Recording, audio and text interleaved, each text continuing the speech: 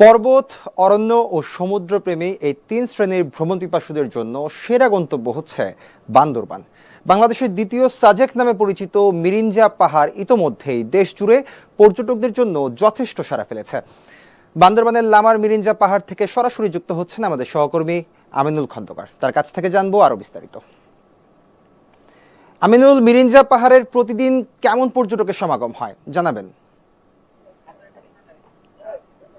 সুমিত, আপনি যেমনটা বলছিলেন, আমি আছি পার্বত্য জেলা বান্দরবানের লামা উপজেলা মিরিঞ্জা পাহাড় থেকে সকল ক্যান্টিন অনলাইনে সংযুক্ত করছে আমি আমিনুল ইসলাম খন্দকার। পার্বত্য জেলা বান্দরবানে অসংখ্য পর্যটন স্পট রয়েছে, যার মধ্যে মিরিঞ্জা পাহাড় খুব সম্ভাবনাময় একটি স্পট হিসেবে সারা দেশে ইতিমধ্যে যথেষ্ট সাড়া ফেলেছে। বলতে গেলে বলা চলে যে বর্তমানে এই মিরিঞ্জা পাহাড়কে দ্বিতীয় সাজেক হিসেবে ধরে নেওয়া হয়। বর্তমানে মিরিঞ্জা পাহাড়ে সারা দেশ থেকে অসংখ্য পর্যটক দূর দূরান্ত থেকে ঠিক এই সময়ে এসে ভিড় জমান। অর্থাৎ এই মিরিঞ্জা পাহাড়ের যে অপরূপ সৌন্দর্য রয়েছে, সেই সৌন্দর্য সেই সাথে মনে হয় যেন চারদিকে সবুজে মোড়ানো এক কার্পেট।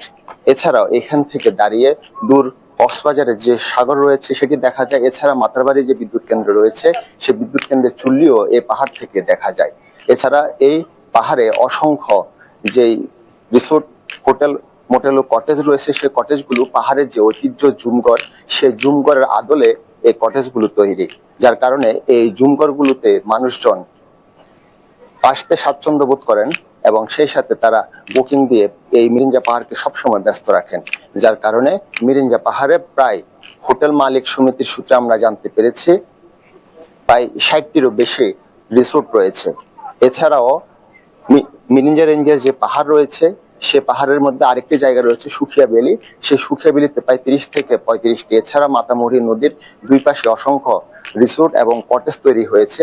অর্থাৎ সংখ্যাটা প্রায় 100-এরও অধিক হবে যে হোটেল, মোটেল, রিসোর্ট এই জায়গায় তৈরি হয়েছে। যার কারণে এই হোটেল, মোটেল এবং রিসোর্টে যারা বিনিয়োগ করেছেন তারা রয়েছেন তরুণ উদ্যোক্তা। ফলে এই বান্দরবানে মিরিঞ্জা পাহাড়টি পর্যটন শিল্পের জন্য খুবই গুরুত্বপূর্ণ একটি অনুষঙ্গ হয়ে দাঁড়িয়েছে। সুমিত।